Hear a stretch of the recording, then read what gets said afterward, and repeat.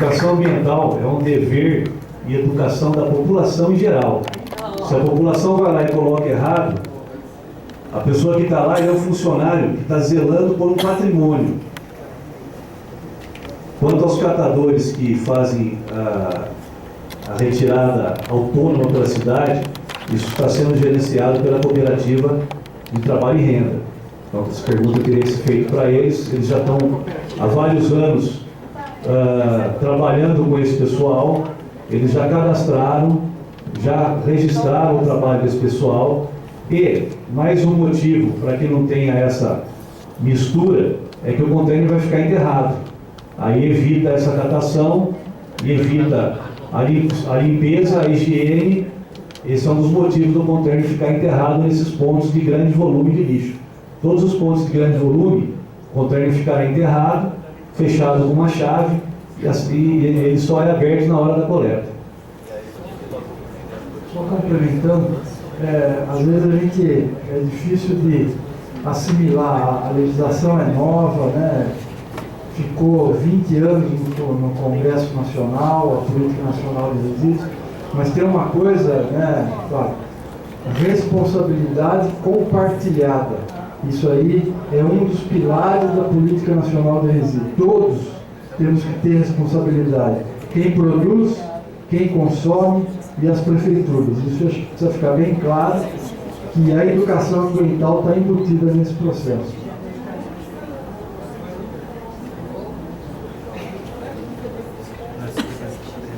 O senhor Alexandre Secofa, da Secretaria de Trabalho e Renda, fará algumas considerações.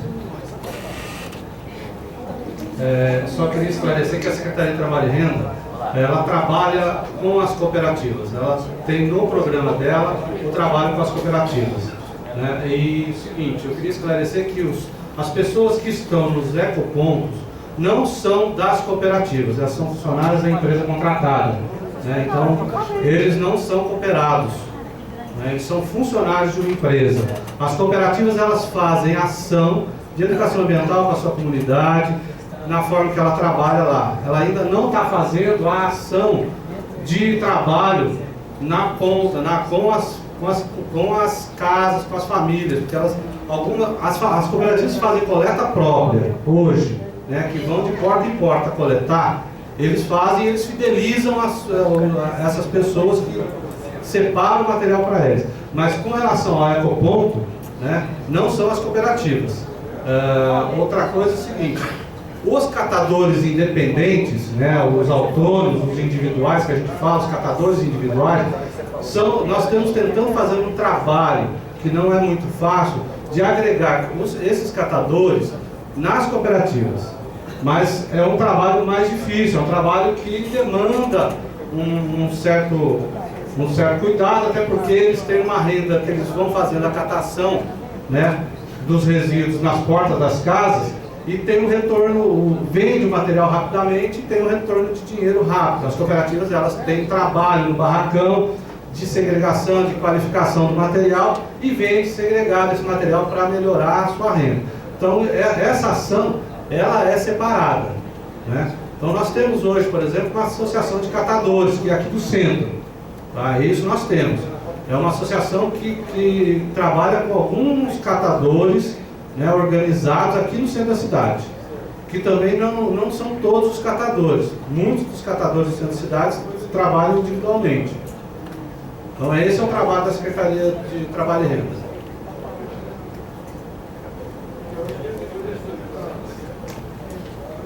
Senhor Jaime José Pereira de Oliveira, morador, por favor.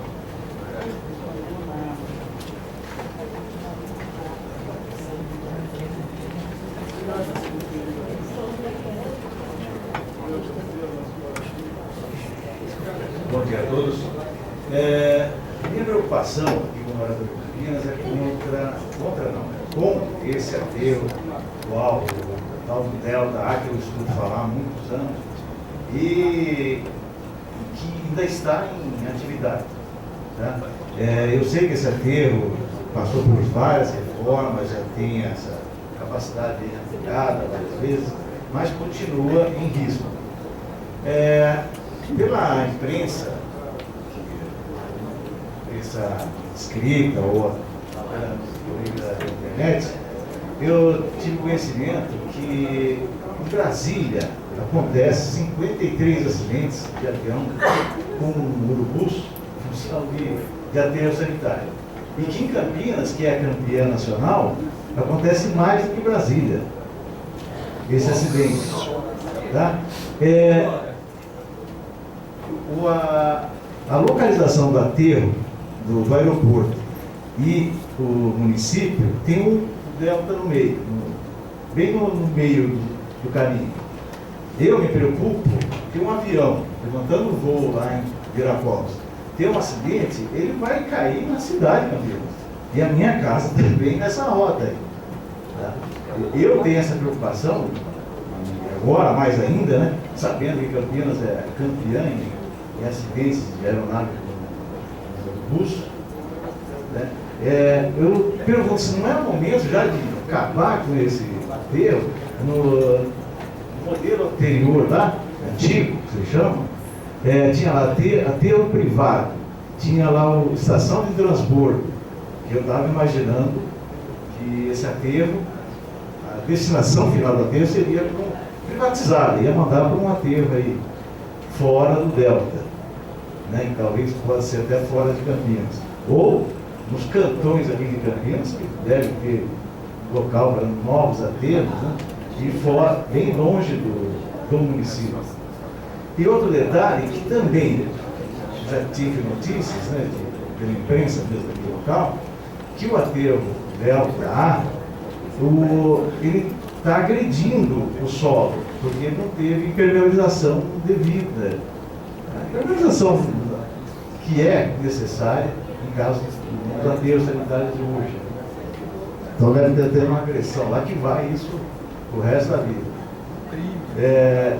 Então fica a minha colocação, não é o momento de fechar esse tal de Delta aí, fechar, ninguém sabe, é um tratamento que esconde o lixo lá, ele o aterro feito um tratamento e que não vai ter mais loucura ali por perto.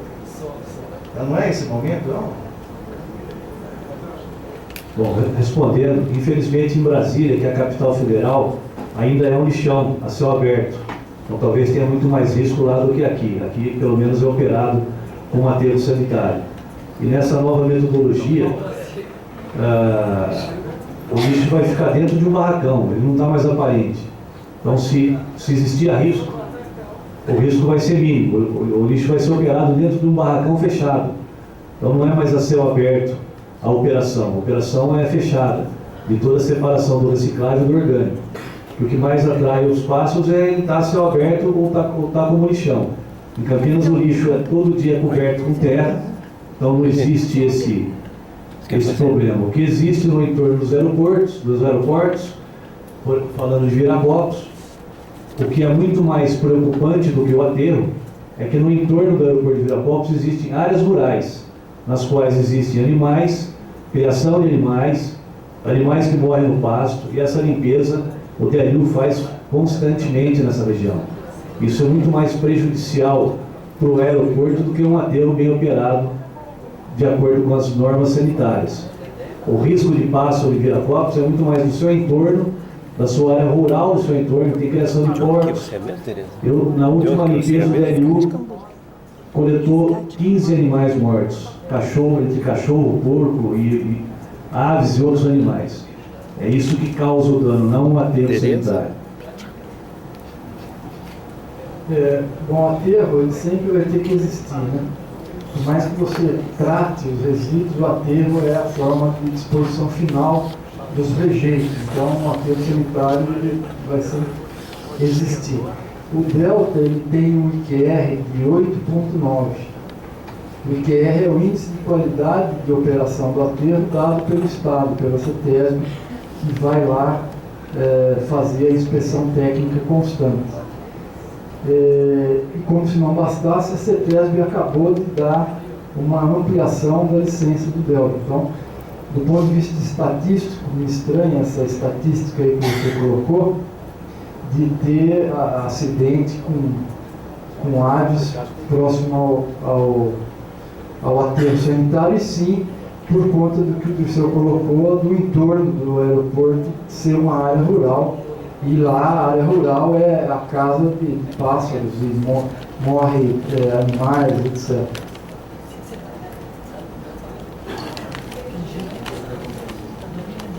Senhora Maria Celeste Piva, assistente social. No processo de licitação, as empresas deverão apresentar ações de educação ambiental? Haverá investimentos para que a população participe da coleta seletiva? Qual o valor previsto para a remuneração da empresa contratada para a tonelada de materiais recicláveis? Senhora Tereza Penteado, do Resgate Cambuí, por favor.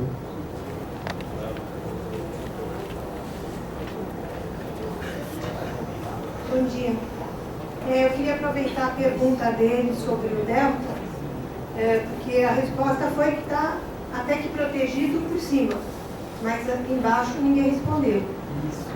Outra coisa, o Delta, acho que na penúltima licença, saiu uma matéria também no jornal, que a licença não poderia ter sido dada porque tem um prédio que está irregular ali do lado, se não me engano chama Parque da Floresta, que está em cima de um viário. Então, com esse prédio, a licença não poderia ter sido dada, porque tinha esse prédio do lado. Eu queria saber como é que é isso, porque o prédio está lá ainda. E queria também aproveitar para contar sobre, não sei se alguém viu, uma matéria bem grande sobre o lixo acumulado, é rotina nas ruas de hoje, do Correio Popular. Então, mostra toda o lado feio da coisa, que você está mostrando todo o lado que vai ser muito bonito. Eu queria saber as ideias agora para resolver tudo isso daqui. E mais, os filmes vão estar disponíveis no YouTube a partir de amanhã ou depois da manhã, só o tempo de entrar, tá? Pelo Resgate Cambuí. Obrigada. Quanto à matéria do Correio, existe uma reclamação na Avenida Princesa do Oeste, que é a foto maior. O lixo foi colocado fora do horário previsto, a coleta lá é noturna, o lixo foi colocado durante o dia, alguém revirou o saco de lixo e espalhou o saco por 1 metro quadrado de uma rua. Isso foi coletado ontem à noite e hoje de manhã já não tinha mais nada nesse local. Quanto a outra foto, que mostra uma cooperativa operando no meio da rua, essa cooperativa já foi advertida, já foi multada e o Departamento de Urbanismo mandou um fiscal hoje cedo lá no local para... Não é cooperativa, aquilo lá é Coopergato. É um Coopergato, sim. É um Coopergato. É alguém que mexe com reciclagem, desculpa a minha palavra. É uma empresa que mexe com reciclagem. Muito de cooperativas aí para beneficiar. É uma empresa que mexe com recicláveis. Nós sabemos o que é cooperativa. É uma empresa que mexe com reciclagem na beira da Anhanguera e que coloca seus caminhões, seu material na rua e na calçada. Isso é passível de multa, não é permitido a atividade e quem cuida dessa área é o setor de licença de uso do solo. Ele foi acionado hoje de manhã por mim pessoalmente e foram lá já tomar providência quanto a essa empresa. E a outra, são 3 pontos, não é em geral na cidade. O Correio se referiu a 3 pontos, mostrou os 3 pontos e foi respondido de imediato pela prefeitura. E outra do lado de uma creche, num bairro que existe depósito de entulho, é a própria população do bairro que leva o filho na creche que joga o entulho. Independente disso, eu acionei o setor competente para fazer a limpeza no entorno dessa creche.